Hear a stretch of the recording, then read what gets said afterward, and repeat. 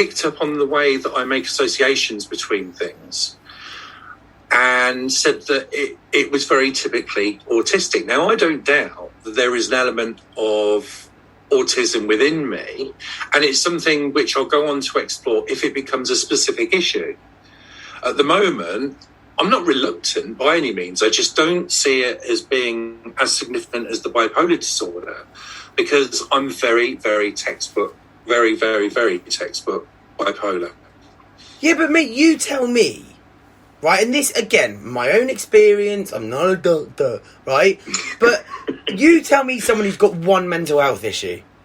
Someone who's suffering from a mental health issue. One of my best friends said, we're all mad, it's just to different degrees and in different flavours. I can promise you with my hand on my stupid heart, yeah? I have never met someone with depression.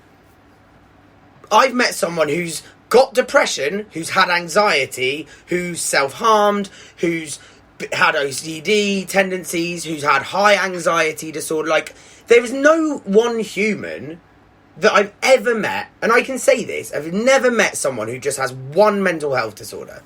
Because there's no such thing. I haven't had much experience of people with type 1 bipolar. Invariably, they're either type 2 or they don't know. You're type 2, but we're so similar, I'm thinking maybe I was misdiagnosed. Or maybe you were. I'm not a doctor, I don't know. Dude, no, you're right. But I can say that. My experience of talking to you, the similarities are disgustingly similar. There's this really bad England, right? But you get my drift, right? Yeah. You've said you're bipolar 2 because you're diagnosed, and I've said I'm bipolar 1.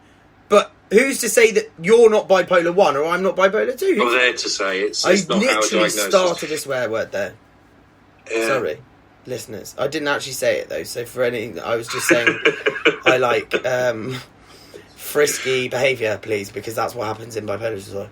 But that's what I'm saying. Like, that's what I mean, yeah? Is all I'm simply saying is I 100% know that people suffer from mental health disorders, issues, illnesses, whatever you want to call it. Oh yeah, I can spot neurosis a mile off. Even tiny little... easy. Agreed. Yeah. Absolutely easy, in my opinion. And not that I would name anyone. And to be fair, I'm lucky. I don't really know. Yeah, I'm always very careful to say I'm not qualified to make a diagnosis. But say you're on the street and someone's shouting and swearing and twitching. Well, it's possible, it's likely that they have Tourette's syndrome. Mate, I said this, but I think properly, what tweaked in my brain yesterday was my first girlfriend, or the first girl I was ever seeing. We were in my kitchen, right? Not doing anything naughty before you start thinking like that, please. This is a very family-friendly podcast. But I essentially said... What kind of a gentleman do you think I am? Exactly. I said to her, because she had told me that someone that she was very fond of had suffered from bipolar, funnily enough. This was well before I was diagnosed. This was over 10 years before. I said, do you ever get it where you hear loads of voices in your head? I've never said this on record, by the way, and I don't even think my family know. I was like, do you ever hear voices in your head? Now, what that came to yesterday was that is a very common symptom of schizophrenia, right? Yeah. And my way of thinking with this was essentially to say, if you give enough emphasis to a negative thought, and not just if you give emphasis, but if your body and your mind and your soul and whatever gives enough emphasis to a negative thought, it will get worse, right? Just like if you cut your leg. So if I stabbed you, right, Ian, which I won't stab anyone for the record, but if I let's say I cut you with a pin, I pierced your skin with a pin. If I kept piercing your skin every single day, after a week, it would be quite painful. After 2 weeks, it would be really painful. After 6 months, you'd have a gaping wound in your leg and you probably wouldn't be able to walk from just a pin, right? So what's to say that a negative thought's not exactly the same thing? Oh, yeah. There are times when I'm very sensitive to things. When I was a kid, if someone called me an idiot or something, whatever, even if it's a complete stranger who I slightly bumped into or whatever, accidentally, I would really take that to heart. I would go home and I would worry about that. I would get upset about that. I'm not quite the same now, but I'm not devoid of empathy. I try and take people's feelings into consideration. I'm not saying that I always do that justice, but I have to check my head a lot more than neurotypical people do, because it's more of an issue for me. Oh, so mate, 100%. In some ways, I will be more aware of things than other people. In other ways, there are still blind spots. And I'm not saying that the blind spots are my bipolar. It's not that straightforward. And I can't disseminate the bipolar from my personality anyway. But I do find that if people can kind of not be barometers of my behaviour, but if they're concerned about something, whether they're right or wrong, let me know. I find that very helpful. And I'm very appreciative of it, and I try not to take it personally. Mate, I remember a time, believe it or not, I was anywhere between, and just because I'm really tired now, right? And also, that's the other point. We're going to have to do this to 110 because it's going to run it. I think actually, no, hold on. I'll just plug it in. So it was any time between the ages of 8. Sorry for the background noise here, viewers. You're not viewing, you're just listening. Me. Yeah, no. So, cheers, mate. It's just the clicking of the lighter that's me. Yeah, exactly. He smokes, so it's terrible. Oh my goodness me. I'm not smoking a vape, I promise. But did you know, just as a little thing, the rate of smokers decreases every year for lots of different reasons. Yeah. The rate of people with mental health issues it's going up. Remains the same. It remains exactly the same. Very interesting. But no, just back to that point. I was in Val d'Isère. It was either Val d'Isère or Tignes, because I went there quite a lot skiing when I was younger, right? And I was anywhere between 8 and 11, as I say, just because my head is a bit squiffy now. Because actually, weirdly, everyone's head can be a bit squiffy if they've only had like an hour's sleep, right? Essentially, I don't think about it, but that sort of, it's not triggered me, it doesn't bother me, but it's because it's ridiculous. But I still remember a time where, as you and I we're both like living proof of the fact that clearly people with bipolar connect with people quite quickly and quite easily, especially bipolars with bipolars, right?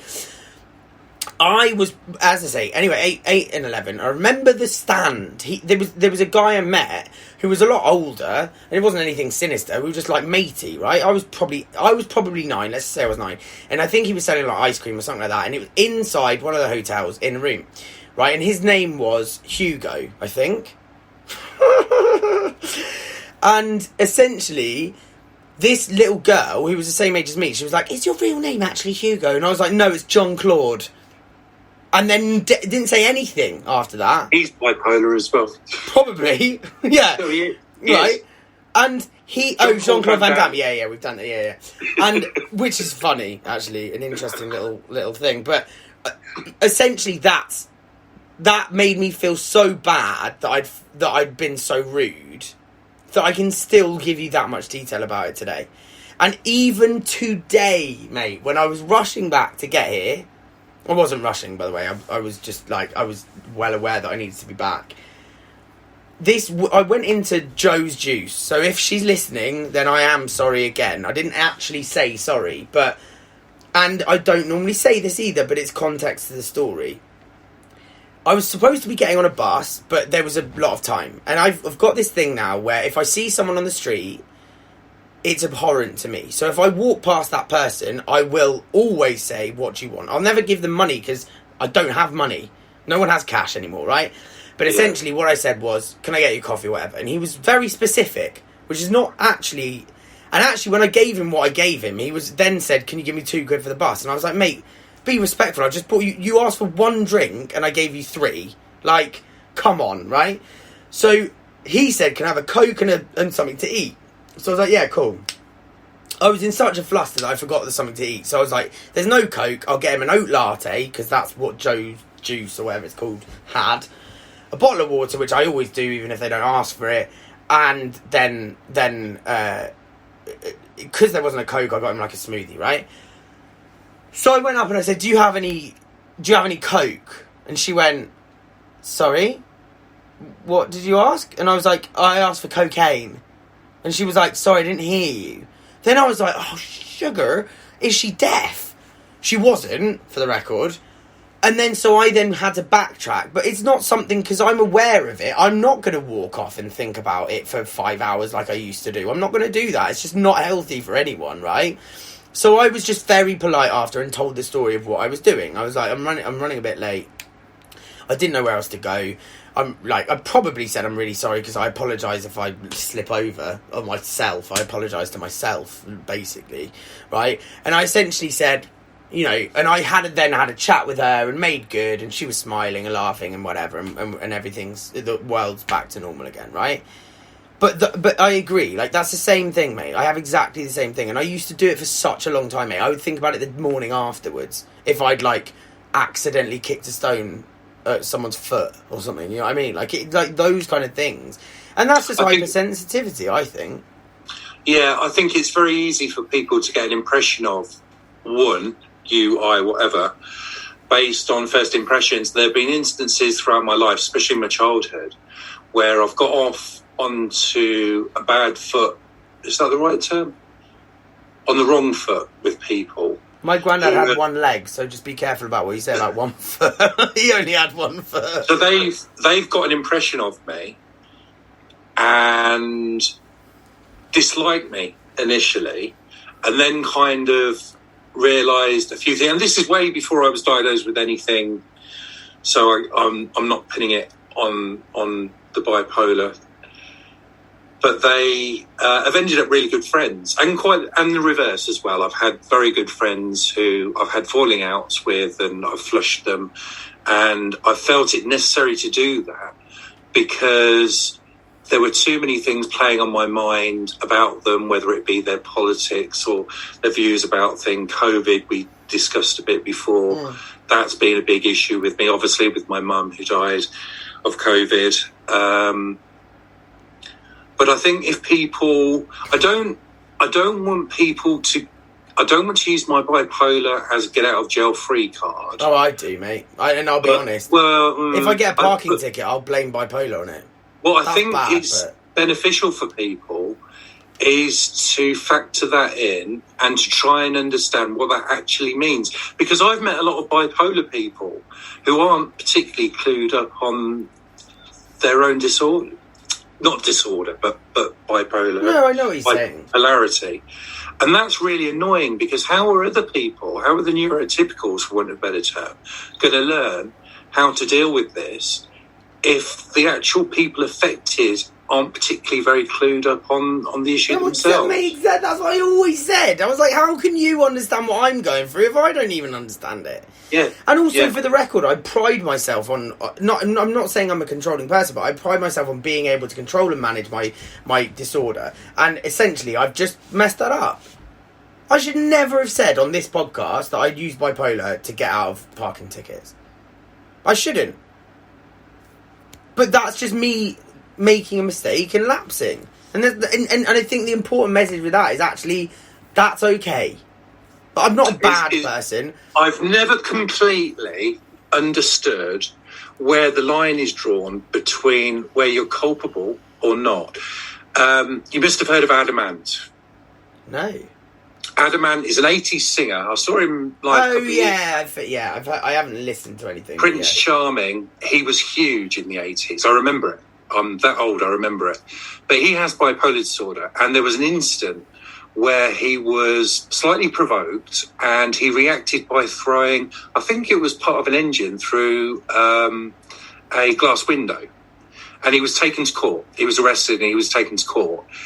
And he walked because his psychiatrist and his doctor said, well, look, he has bipolar disorder. This is what it entails. When people are stressed out, that can be a trigger. This is not completely out of the blue for someone like this. So he was not deemed culpable. I've never really understood where the line gets drawn, because